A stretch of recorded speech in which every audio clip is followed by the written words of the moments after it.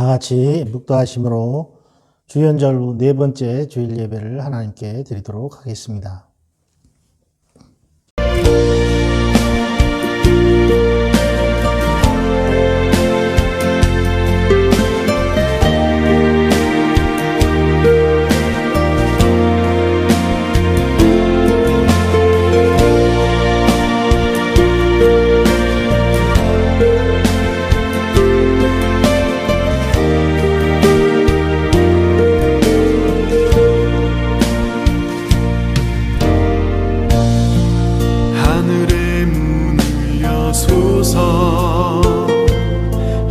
이곳을 주목하소서.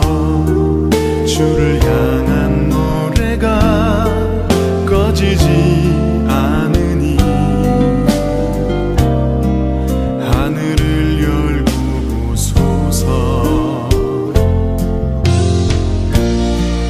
이곳에 임재하소서. 주님을 기다립니다. 기도의 향기가 하늘에 닿으니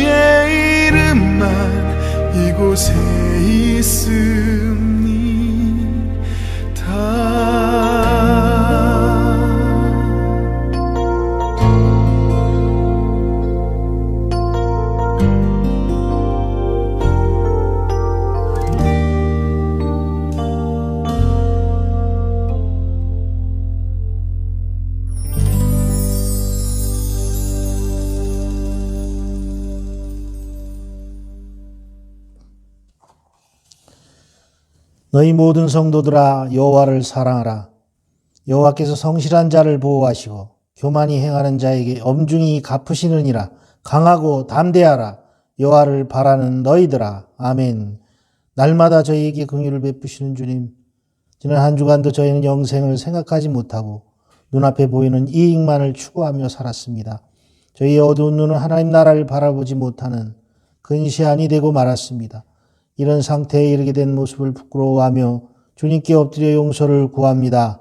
이제는 너희가 죄에서 해방되고 하나님께 종이 되어 거룩함에 이르는 열매를 얻었으니 이 마지막은 영생이라. 죄의 삭은 사망이요 하나님의 은사는 그리스도 예수 주 안에서 있는 영생이니라 말씀하셨으니 이제는 영생을 구하는 삶을 살아가게 하여 주옵소서. 은혜로우신 아버지 하나님, 인자와 긍휼로 진실한 백성을 보호하고 계시는 그 사랑에 감격합니다. 이제 그 은혜에 힘입어 경배의 자리로 나아가고자 하오니 우리 예배를 받으시옵소서. 세상에 속한 교만을 모두 벗어버리고 오직 믿음만으로 하나님을 기쁘시게 하는 백성이 되기를 원합니다.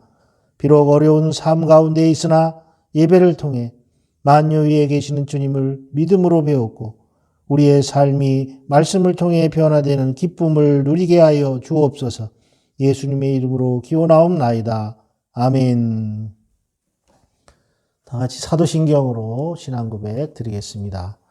전능하사 천지를 만드신 하나님 아버지를 내가 믿사오며 그 외아들 우리 주 예수 그리스도를 믿사오니 이는 성령으로 잉태하사 동정녀 마리아에게 나시고 본디오 빌라도에게 고난을 받으사 십자가에 못 박혀 죽으시고 장사한 지 사흘 만에 죽은 자 가운데서 다시 살아나시며 하늘에 오르사 전능하신 하나님 우편에 앉아 계시다가 저희로서 산 자와 죽은 자를 심판하러 오시리라. 성령을 믿사오며 거룩한 공예와 성도와 서로 교통하는 것과 죄를 사하여 주시는 것과 몸이 다시 사는 것과 영원히 사는 것을 믿사옵나이다. 아멘. 함께 찬양 드리겠습니다. 오늘 찬양 드릴 내용은 323장 찬양입니다. 부름받아 나서니 몸 323장 부름받아 나서니 몸 함께 찬양 드립니다.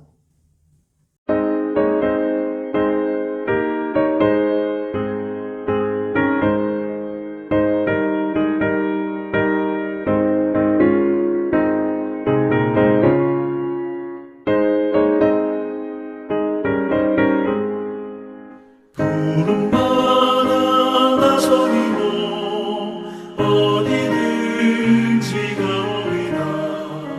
괴로우나 즐거우나 주만 따라가오리니 어느 누가 막으리까. 죽음이 늘 막으리까. 어느 누가 막으리까.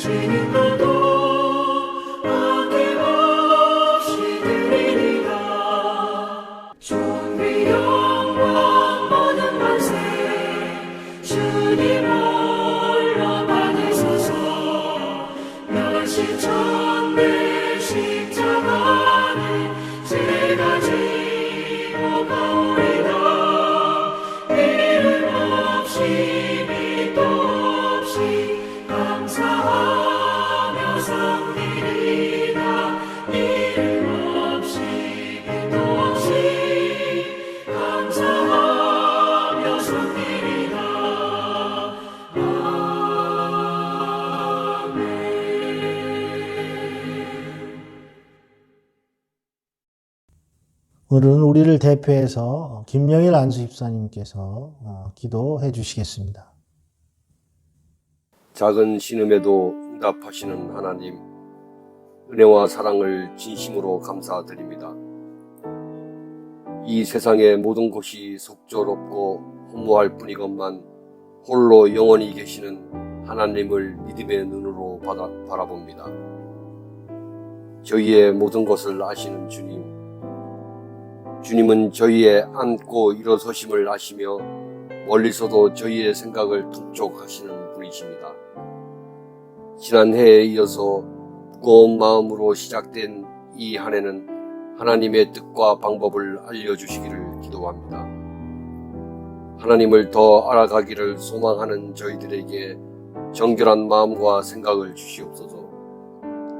저희가 좋지 않은 일을 겪을 때에도 하나님께서는 선하시다는 것을 압니다. 저희가 하나님을 신뢰하도록 도와주십시오. 꿈을 꾸는 것이 불가능하다고 느껴질 때에도 하나님과 함께 꿈꾸는 방법을 보여주십시오. 우리에게 힘과 소망을 주시는 주님, 모든 지각에 뛰어난 주님의 평강이 저희의 마음과 생각을 지켜주시옵시오.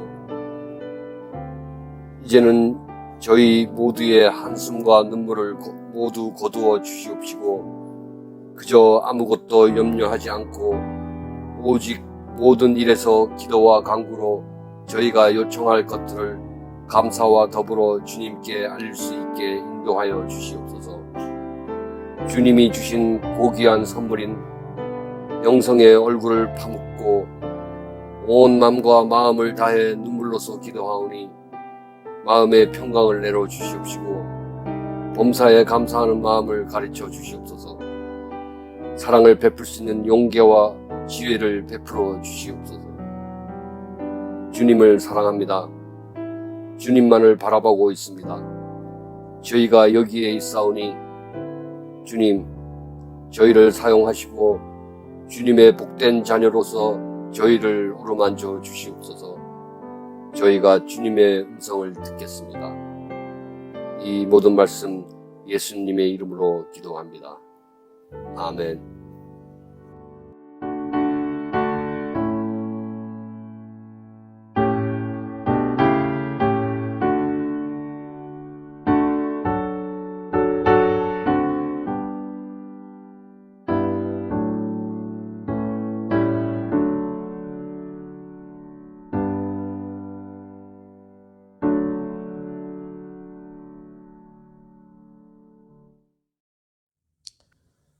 하나님 말씀을 봉독하도록 하겠습니다.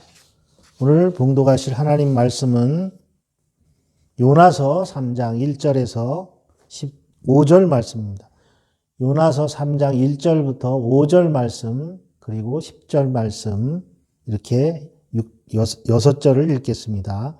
요나서 5장 1절부터 5절 말씀, 요나서 3장 1절부터 5절 말씀 그리고 요나서 3장 10절 말씀 봉독하겠습니다. 여호와의 말씀이 두 번째로 요나에게 임하니라. 이르시되 일어나 저 큰 성읍 니느웨로 가서 내가 내게 명한 바를 그들에게 선포하라 하신지라. 요나가 여호와의 말씀대로 일어나서 니느웨로 가니라. 니느웨는 사흘 동안 걸을 만큼 하나님 앞에 큰 성읍이더라. 요나가 그 성읍에 들어가서 하루 동안 다니며 외쳐 이르되 40일이 지나면 니느웨가 무너지리라 하였더니 니느웨 사람들이 하나님을 믿고 금식을 선포하고 높고 낮은 자를 막론하고 굵은 베옷을 입은지라. 하나님이 그들의 행한 것 곧 악한 길에서 돌이켜 떠난 것을 보시고 하나님이 뜻을 돌이키사 그들에게 내리리라고 말씀하신 재앙을 내리지 아니하시니라. 아멘. 50장 찬송, 내게 있는 모든 것을 찬송하면서 준비하신 예물을 하나님께 드리도록 하겠습니다. 온라인으로 헌금은 계좌로 보내주시면 감사하겠습니다.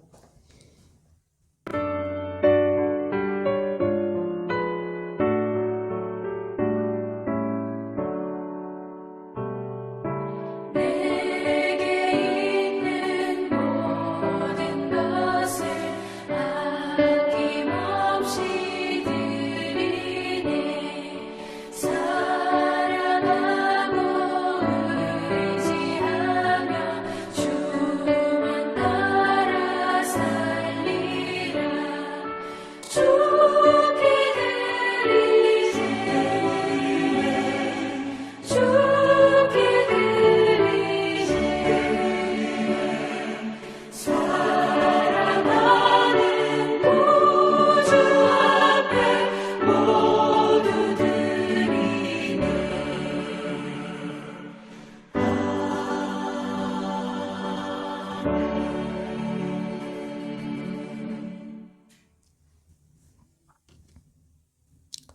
봉헌을 위해 기도하겠습니다. 사랑의 주님, 일용할 양식을 주셔서 생명을 연장하게 하심을 감사드립니다. 추위와 더위를 피할 수 있게 하심도 감사합니다. 주신 모든 것을 감사합니다. 없다고 원망하지 않게 하시고 작다고 불평하지 않게 하옵소서. 주신 것을 움켜잡지 않게 하시고 주님의 자녀들에게 영육의 풍성함을 더하셔서 더 많이 나눌 기회와 능력을 속히 허락하여 주시옵소서. 드려진 예물들과 우리의 삶이 주님을 위해 진실하고 가치 있게 쓰이게 하여 주옵소서. 작은 것도 기쁘게 받으시는 아버지 하나님, 경제적으로 심히 어려운 중에도 교회와 복음을 위하여 빈손을 보이지 아니한 하나님의 백성들을 기억하여 주시옵소서. 우리가 살아가는 이 땅의 육신의 삶에 은총을 베푸셔서 속히 질병에서 건져주시고 건강을 허락하여 주옵소서. 성도들이 손대는 모든 일을 그 사업에 가정과 자녀들의 삶에 영육의 풍성함과 평안의 복을 내려 주시옵소서. 예수님의 이름으로 간절히 축복하며 기도하옵나이다. 아멘. 사랑하는 구주 앞에 모두 드리네. 오늘은 요나서 말씀을 가지고 말씀을 증거하도록 하겠습니다. 하나님의 부르심 앞에서라는 제목으로 오늘 은혜를 나누고자 합니다. 오늘 구약의 말씀은, 오늘 본문은 하나님의 심판에 있어서 또 그리고 하나님의 능력과 용서하심에 있어서 또 하나님의 자유하심에 있어서 상세하게 묘사해 주고 있는 그런 본문입니다. 니느웨 성을 통해서 자신의 능력을 의지하며 살아가는 그 도성과 사람들의 그런 모습을, 좋은 예를 볼 수 있고, 또 자신의 생각에 사로잡혀서 살아가는 선지자인 요나의 모습도 우리가 선명하게 볼 수 있습니다. 그러나 결국은 하나님의 목적에 이끌려 서게 되는 그런 아름다운 모습 또한 우리가 확인할 수 있습니다. 여기서 요나는 중심적인 역할을 하는 것처럼 보이지만, 그러나 하나님의 말씀과 뜻을 드러내는데 사용되는 그 도구로서의 오직 작은 역할만 할 뿐입니다. 이것은 오늘날 모든 교회 지도자들에게 분명히 깨달아 알아야 되는 그런 말씀입니다. 인생이 아무리 많은 능력과 지혜를 가지고 있다고 하더라도, 그러나 그것은 하나님께 사용되는 도구로서 오직 작은 역할만 할 뿐이라는 것, 그것을 알고 우리는 더 겸손해야 됩니다. 교회의 지도자일수록 더 그렇습니다. 본문의 첫 부분 1절에서 3절에 보면 하나님과 요나 사이에서 일어난 사건을 기록하고 있고, 하나님께서 두 번째로 요나에게 말씀하신다는 것을 강조하고 있습니다.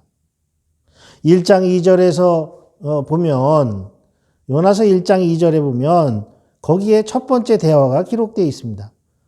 그것이 요나서 전체 내용을 지탱하는 그런 말씀으로 작용하는데, 요나의 사명은 비록 그가 감당하기를 거절하였지만 니느웨에 가서 하나님의 말씀을, 하나님이 명하시는 그 말씀을 선포하는 것이었습니다.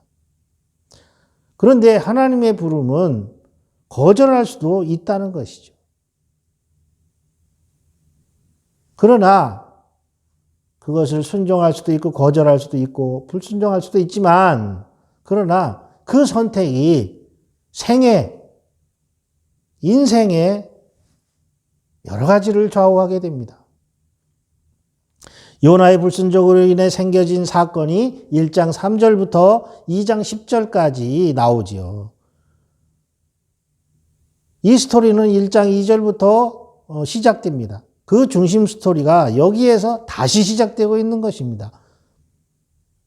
두 번째 메시지는 첫 번째 주신 말씀에서 반복되고 있는 것을 볼 수 있습니다. 1장 3절에서 보였던 요나의 응답 태도와는 다르게 요나는 이번에는 하나님이 두 번째로 말씀하시자 순종하여 니누에로 향하고 있는 것을 볼 수 있습니다. 4절과 5절에는 순종하는 요나가 니누에로 가서 하나님의 말씀을 외치는 장면이 묘사되고 있고, 요나가 말씀을 전하였을 때 그들은 하나님의 심판의 메시지를 믿고 받아들였습니다. 그들은 하나님을 모르는 민족이었어요. 그들은 즉각적으로 금식하며 온 성이 함께 악한 행동들을 회개하고 있습니다. 9절에서는 더욱 중요한 말씀이 나오는데, 니느웨 성의 왕은 요나가 4절에서 전한 메시지를 그대로 받아들이지 않고, 그것을 그냥 숙명처럼 받아들이지 않고, 그들에게 요나가 방법을 설명해 준 게 아니에요. 예. 좋은 길을 설명해 준 것이 아닙니다. 그런데도 그들은 하나님의 자비와 긍휼을 기다리면서 하나님께 나아가고 있는 것을 볼 수 있습니다.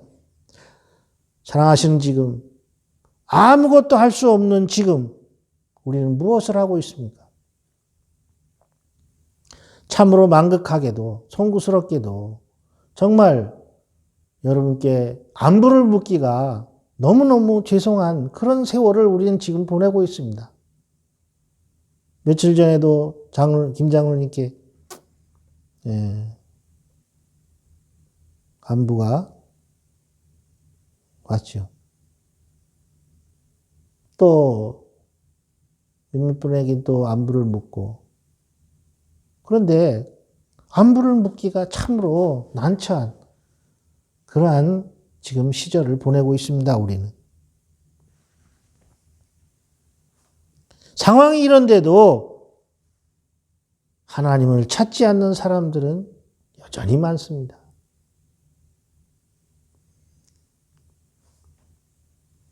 요나서의 오늘 말씀을 통해 우리가 무엇을 해야 하는지를 우리가 깨닫기를 원합니다. 요나서 3장 10절 말씀을 보면 결론에 해당되는 말씀이죠. 니느웨 왕의 요청과 확신은 하나님의 자비와 긍휼을 신뢰하는 믿음에서 비롯된 것임을 보여주고 있습니다. 하나님은 그래서 뜻을 돌이키십니다. 중세 화가인 마티아스 그리네발트라는 사람이 있습니다. 이 사람이 그린 그림이 유명한 것이 하나 있는데, 그 제목이 아이젠하임 재단이라는 그림인데, 거기에는 십자가에 달리신 예수 그리스도와 세례요한이 등장합니다. 그런데 그 그림은 세례요한이 십자가에 달리신 예수님을 가리키는 그런 그림입니다. 오직 예수 그리스도만 바라본 요한의 일생을 의미하는 그림입니다. 이것은. 위대한 신학자 칼 바르트는 기독교 역사상 위대한 신학서인 교회학을 집필할 때 오랜 기간 동안 책장 앞에 이 그림을 붙여놓고 신학 서적을 쓰기 시작하였습니다. 그는 언제나 십자가에 달리신 주님을 가리키고 있는 요한의 손을 볼 수 있었습니다. 그 그림은 세례 요한의 집게 손가락이 굉장히 크게 묘사되어 있는 그런 그림이었어요. 요한의 손가락은 자기 자신을 가리키는 것이 아니라 예수님을 가리키고 있는 것이죠. 아마도 신학자 바르트는 평생 하나님의 말씀인 성경을 연구하며 이 손가락을 보았을 것입니다. 지난 2000년의 시간을 통해서 많은 사람들이 또한 예수님의 생애와 죽으심 그리고 부활을 보아왔고, 그것을 믿었고, 그것을 가리키는 성경을 통해서 많은 사람들은 세례 요한의 그 손가락을 보았을 수도 있습니다. 셀 수 없이 많은 사람들이 자신을 드러내고 자신을 위한 삶을 살고 자신만을 위한 그러한 넓은 길을 걸어가고 있습니다. 또한 그러나 이면에는 많은 하나님의 사람들이 자기 자신을 드러내는 일보다 말씀이 육신이 되어 우리 가운데 거하시는 주님을 가리키고 증거하는 일에 온전히 마음을 두고 살았습니다. 고린도전서 4장 1절에 나오는 사도 바울의 고백이 그들을 한결같이 어떤 사람이었는가를 증거하고 있습니다. 그리스도의 일꾼이요 하나님의 비밀을 맡은 자로 교회의 일꾼들은 살아갔다는 것을 볼 수 있습니다. 이렇게 하나님의 사람들은 한결같이 그 말씀에 붙들려 살았고 하나님의 뜻과 그 신비를 드러내는 사람들로 서왔으나 구약의 한 시대를 살았던 요나는 그렇지 못했습니다. 이스라엘 민족의 고통 안겨준 도무지 용납할 수 없었던 니느웨 사람들에게 가서 하나님의 말씀을 전하라는 것은 정말 하고 싶지 않은 그런 임무였습니다. 피할 수 있으면 피하고 싶었고 사양할 수 있으면 사양할 수밖에 없는 그런 임무였어요. 그렇기 때문에 요나는 첫 번째 하나님의 말씀을 거부하고 그는 하나님의 낯을 피해 도망쳤죠. 그러나 이번에는 두 번째 말씀하셨어요. 민족의 원수와 같은 사람들에게 하나님의 구원의 말씀을 전한다는 것도, 그리고 만약 그들이 혹시 그 말씀을 받아들이게 되면 구원받는 것을 보는 것도 절대로 참을 수 없는 일이었습니다. 그러나 하나님의 명령은 분명하고 강력했습니다. 너는 가라 그랬어요. 너는 가라. 요나의 마음속에 강하게 들려오는 명령이었지만 그는 그것을 받아들이기가 어려웠습니다. 오늘날도 마찬가지입니다. 하나님은 계속 말씀하고 계십니다. 주님도 우리에게 말씀을 주십니다. 그러나 우리는 그것을 순종하기가 쉽지 않은 그런 말씀들이 많습니다. 그럴 때 우리는 어떻게 할 것인가 선택해야 합니다.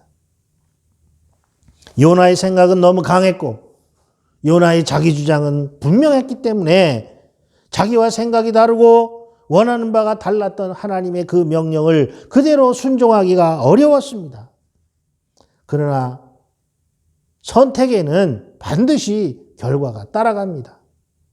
신명기 1장 22절 이하를 보면 불순종한 10사람과 이스라엘 백성들, 그리고 순종의 길로 간 갈렙과 여호수아의 이야기가 나옵니다.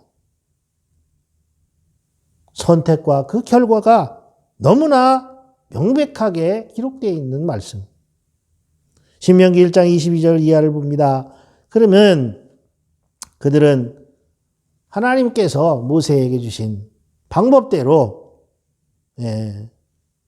정탐꾼을 보내어 가나안 땅을 정탐하게 됩니다.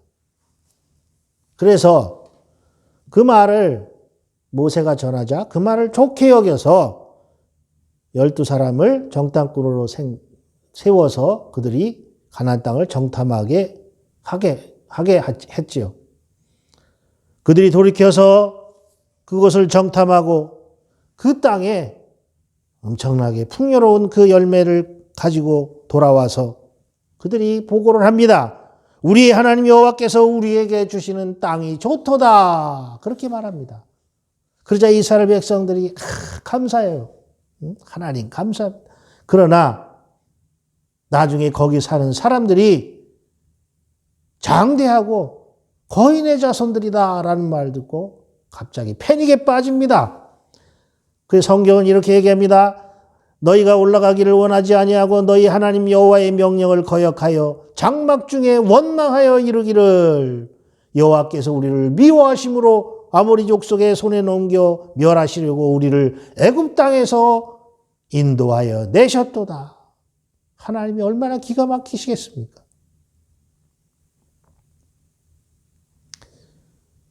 모세를 통해 하나님께서는 말씀하셨습니다. 너희에게 말하기를 그들을 두려워하지 말고 무서워하지도 말라. 너희보다 먼저 가시는 하나님, 너희 하나님 여호와께서 애굽에서 너희를 위하여 너희 목전에서 모든 일을 행하신 것 같이 이제도 너희를 위하여 싸우실 것이다. 그러나 이 일에 너희가 너희 하나님 여호와를 믿지 아니하였도다. 그래서 하나님께서는 이렇게 판결을 내리시죠. 신명기 1장 35절에 보면 이 악한 세대 사람들 중에는 내가 그들에게 조상으로에게 주기로 맹세한 좋은 땅을 볼 자가 하나도 없으리라. 그러나 오직 여분네 아들 갈렙은 오직 여호와께 온전히 순종하였은즉 그는 그것을 볼 것이요 그가 밟은 땅을 내가 그와 그의 자손에게 주리라 하시고, 하나님은 모세에게도 너도 그리로 들어가지 못하리라 말씀하셨습니다. 그리고 내 앞에 있는 눈의 아들 여호수아는 그리로 들어갈 것이니 너는 그를 담대하게 하라. 그가 이스라엘에게 그 땅을 기업으로 얻게 하리라. 그리고는 이스라엘 백성들에게 이렇게 판결하십니다. 또 너희가 사로잡히리라 하던 너희의 아이들과 당시의 선악을 분별하지 못하던 너희의 자녀들도 그리로 들어갈 것이다. 자녀들에게는 은혜를 베푸셨습니다. 그들은 선악을 분별하지 못했기 때문에, 그런 어린아이들이었기 때문에 내가 그 땅을 그들에게 주리라. 그러나 이제 선악을 분별할 줄 아는 이스라엘 백성들 모두는 갈렙과 여호수아를 빼고는 모두가 하나님의 명령을 받아야 했습니다. 신명기 1장 40절에 하나님 말씀하십니다. 너희는 방향을 돌려 홍해 길을 따라 광야로 들어갈 것이니라. 아멘. 가나안 땅으로 가던 방향을 애굽 쪽으로 돌려 세우십니다. 그리고 광야로 들어가라고 말씀하셨어요. 이것이 광야 38년의 시작이었습니다. 단 한 번의 불순종으로 광야 38년의 고난의 역사가 시작된 것입니다. 이것이 선택의 결과였습니다. 언제나 믿음은 여기에서 결정됩니다.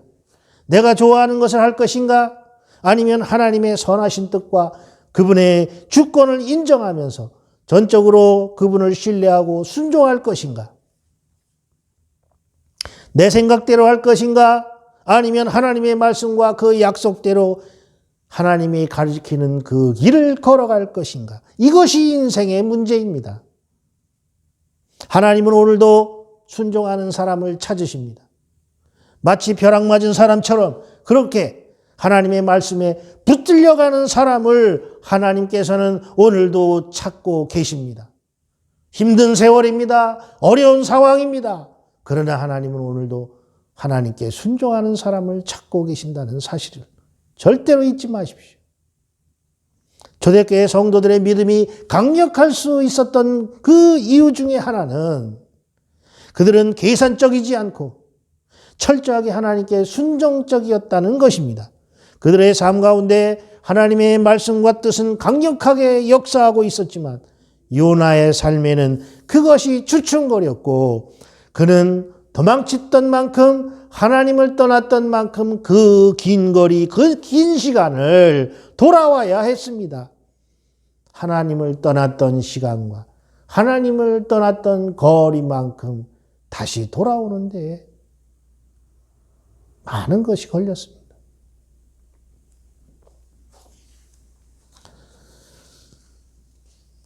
하나님께서는 하나님의 방법을 말씀하셨습니다. 요나가 자기중심적으로 생각하면서 하나님의 명령을 거역하는 모습은 니느웨와 아주 흡사하였습니다. 하나님이 명령하신 곳으로 가지 않은 것은 요나의 자유였듯이 그의 인생의 앞길에 풍랑을 일으키시는 것도 하나님의 자유였습니다. 요나는 하나님의 자유 앞에서는 그의 삶이 모든 것이 묶이고 흔들리게 된다는 사실을 훨씬 나중에야 깨닫게 됩니다. 하나님의 방법은 우리의 삶과 인생을 완전히 흩어놓으실 수 있습니다.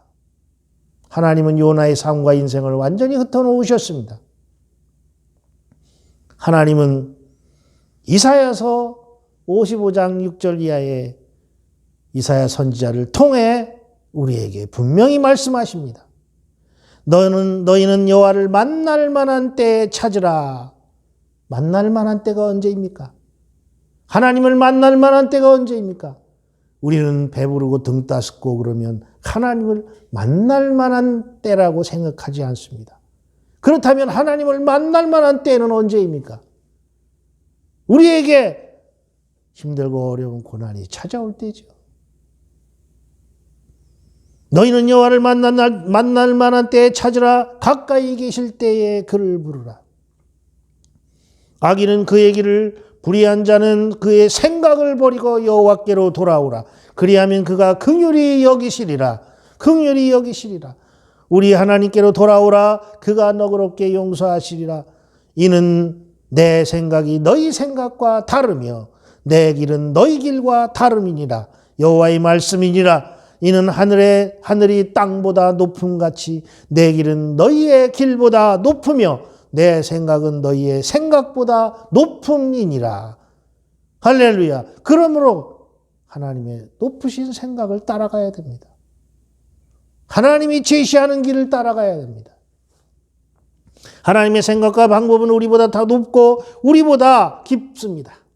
하나님의 방법은 이제 요나의 삶 전부를 흔들어 놓는 풍랑으로 다가오고 그 풍랑을 만난 요나는 풍랑 속에서 시각의 변화, 생각의 변화를 경험하게 됩니다. 우리는 지금 코로나라는 전대미문의 풍랑을 만났습니다. 오늘 말씀을 통해 어떻게 해야 하는지 그 방법을 저와 여러분이 찾으시기를 바랍니다. 하나님께 나아가는 방법 그 외에는 없습니다. 하나님의 말씀에 순종하는 방법 그 외에는 없습니다. 인생의 풍랑으로 인해 요나는 인생을 바라보는 시각이 바뀌고 미워하는 사람들, 원수에 대한 생각이 바뀌면서 이제 그는 온전히 하나님의 말씀을 들을 준비를 할 수 있게 된 겁니다. 풍랑을 만나면서 요나는 보는 것과 시각이 바뀌고 생각이 바뀝니다. 그는 온전히 하나님의 말씀을 순종할 수 있는 그런 때를 맞이한 것입니다. 자신이 당한 고난을 깨달았습니다. 해석할 능력을 갖게 됐습니다. 그리고 그 고난도 자신에게는 유익임을 깨닫게 되었습니다. 그는 당연히 자기 자신이 하나님 앞에 벌을 받아야 할 존재라는 것을 깨닫게 됩니다. 그러나 그를 용서하시고 다시 두 번째로 그를 부르신 하나님의 은혜를 이제 깨닫게 된 것입니다. 그리고 나는 다른 사람의 고난까지 함께 짊어지는 그런 중보자적인 삶의 자세를 가지게 되는 것이죠. 요나는 바뀌었습니다. 요나는 변화되었습니다. 이렇듯 때로는 인생과 사건을 바르게 보는 그런 통찰의 눈이 필요한 것입니다. 인생의 풍랑과 하나님의 말씀이 자신의 인생과 세계와 다른 이들의 삶을 바르게 보게 하는 능력이 된다는 것을 믿으시기 바랍니다. 도망가는 선지자를 붙잡아 생명사역에 불러내신 하나님께서는 그에게 그들을 향한 심판의 메시지를 전하도록 하셨습니다. 참으로 다행스럽게도 요나는 두 번째 말씀에는 순종하였고 이제 심판의 사실이 알려지고 그 시간은 다가오고 있었습니다. 그러나 여기서 놀라운 두 가지 사건이 일어납니다. 그중 한 가지는 하나님을 모르는 악한 니느웨 백성들이 회개하고 돌아왔다는 사실입니다. 심지어는 그 성의 왕까지 요나가 전한 메시지를 그대로 받아들여 회개하고 있습니다. 특히 놀라운 것은 그가 이방의 왕이었지만 하나님을 모르는 자였지만 하나님이 심판의 하나님이 아니라 사랑의 하나님이심을 확신하고 믿음으로 나아가고 있다는 것입니다. 하나님이 심판을 작정하셨으면 하나님의 주권대로 하나님의 능력으로 그대로 심판하시면 될 터인데 무엇 때문에 요나라는 사람을 보내서 자기들에게 이런 선포를 미리 고지하실까? 왜 이렇게 미리 말씀하실까? 그것은 이방왕이 깨달은 하나님의 뜻이었습니다. 왜 그렇게 하셨을까 생각했죠. 그것은 하나님이 사랑의 하나님이라는 것을 결론으로 이 이방왕이 붙잡게 되는 것으로 드러나게 됩니다. 그는 금식을 선포하였으며 온 성이 함께 그들의 악한 행동을 회개하게 되었습니다. 그는 하나님의 심판의 메시지 속에서 하나님의 사랑의 마음을 읽었던 것입니다. 코로나19의 고통 속에서도 사랑하신 여러분, 믿음을 잃지 마십시오. 하나님이 우리를 사랑하신다는 것을 여러분, 그것을 하나님의 그 사랑의 마음을 읽을 줄 아는 그런 믿음을 가지시기 바랍니다. 두 번째로 또 한 가지는 그렇게 심판하시기로 결정하고 그 메시지를 전하도록 도망가는 요나를 잡아오셔서 말씀 앞에 세우셨던 하나님께서 그들이 회개하는 모습을 보시면서 마음을 바꾸셨다는 사실입니다. 회개는 하나님의 마음을 바꾸게 합니다. 역대하 12장 2절 이하를 보면 이스라엘 백성들이 하나님께 범죄한 후에 하나님께서 말씀을 하십니다. 그들이 여호와께 범죄하였으므로 르호보암 왕 제5년에 애굽 왕 시삭이 예루살렘을 치러 올라오니 그에게 병거가 1200대여 마병이 6만 명이며 애굽에서 그와 함께 온 백성 곧 리비아와 숫과 구스 사람이 헤아릴 수 없이 많더라. 이 애굽 왕 시삭이 이제 성읍들을 차례로 빼앗고 예루살렘에 이르렀습니다. 그때 유다 방백들이 시삭의 일로 애굽 왕의 일로 예루살렘에 모였는데 선지자 스마야가 하나님 말씀을 들고 섭니다. 르호보암과 방백들에게 나와서 이르되 여호와께서 이같이 말씀하시기를 너희가 나를 버렸으므로 나도 너희를 버려 시삭의 손에 넘겼노라 하신지라. 이에 이스라엘 방백들과 왕이 스스로 겸비하여 이르되 여호와는 의로우시도다. 하나님의 결정은 옳으십니다. 지금 심판을 선포를 했어요. 그런데 그들이 겸손하게 무릎을 꿇고 심판을 선포하시는 하나님을 향해 하나님의 하시는 일이 옳도다라고 그렇게 고백을 합니다. 그래서 역대하 12장 7절에 보면 여호와께서 그들이 스스로 겸비함을 보신지라. 여호와의 말씀이 스마야에게 임하여 이르되 그들이 스스로 겸비하였으므로 회개하였고 하나님 앞에 겸손하여 회개하였고 엎드렸으므로 내가 멸하지 아니하고 저희를 조금 구원하여 나의 노를 시삭의 손을 통하여 예루살렘에 쏟지 아니하리라. 그러나 그들이 시삭의 종이 되어 나를 섬기는 것과 세상 나라를 섬기는 것이 어떠한지 알게 되리라 하셨더라. 아멘. 하나님의 종이 되어 하나님을 섬기는 것이 행복한 것인지, 이방 나라 애굽의 왕의 종이 되어서 그들의 섬기는 것이 좋은 것인지를 실제로 경험해서 깨닫게 하리라는 것입니다. 예루살렘이 멸망당하고 사람들이 죽어가고 그런 참상은 면하게 되었지만 하나님께서는 그들에게 수업을 시키십니다. 인생 수업. 하나님은 하나님의 말씀을 버리고 범죄한 이스라엘을 심판하라 하셨습니다.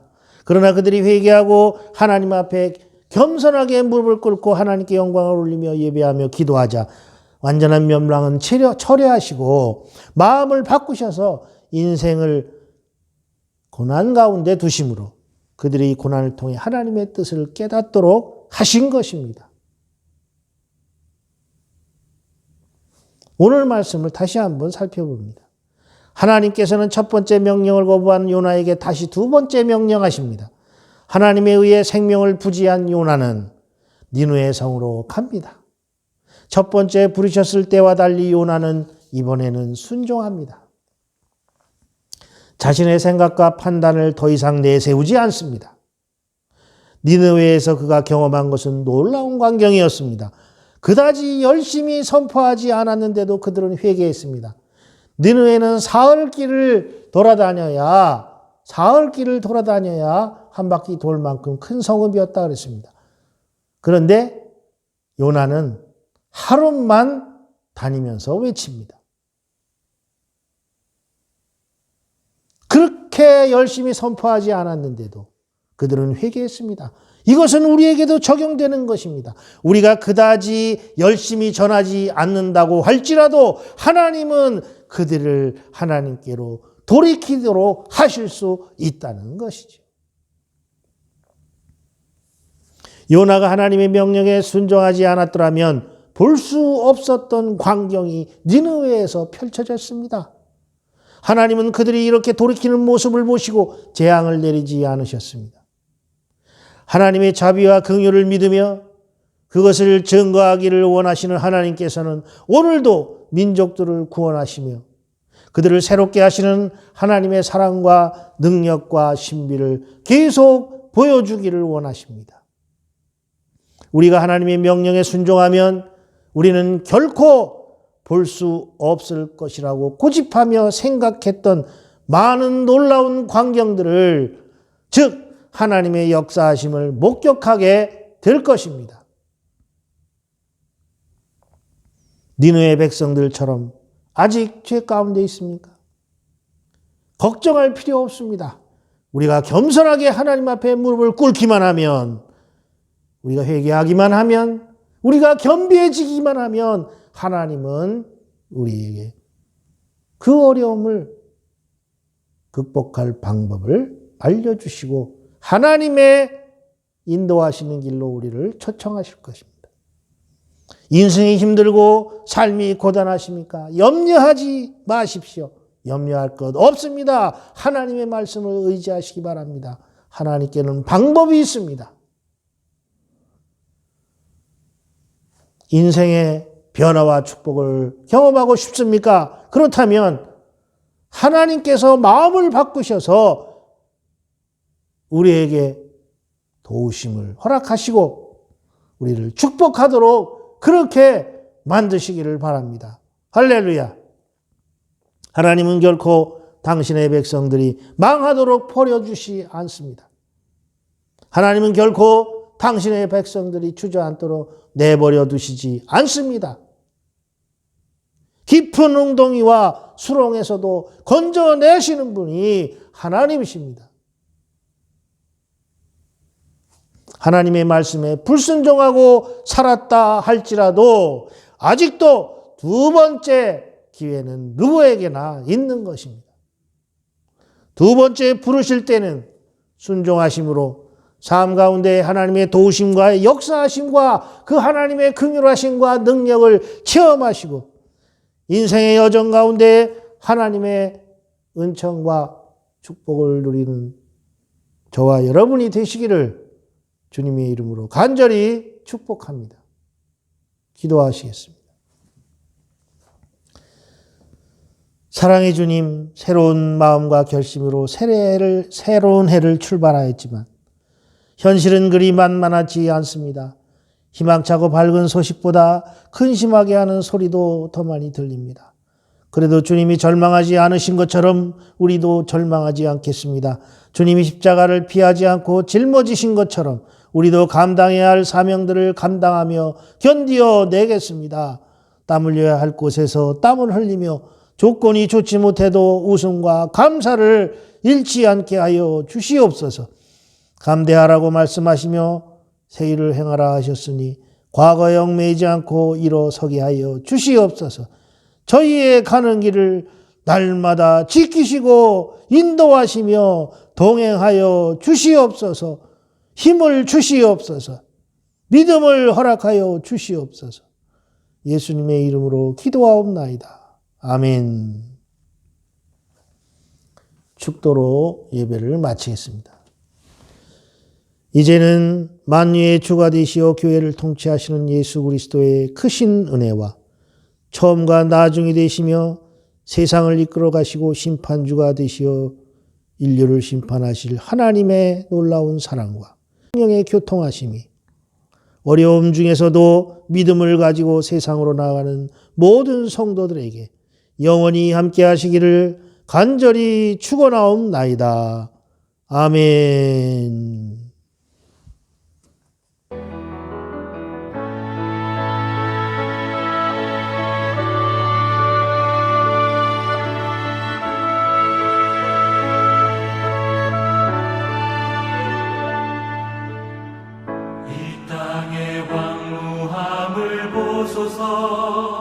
하늘의 하나님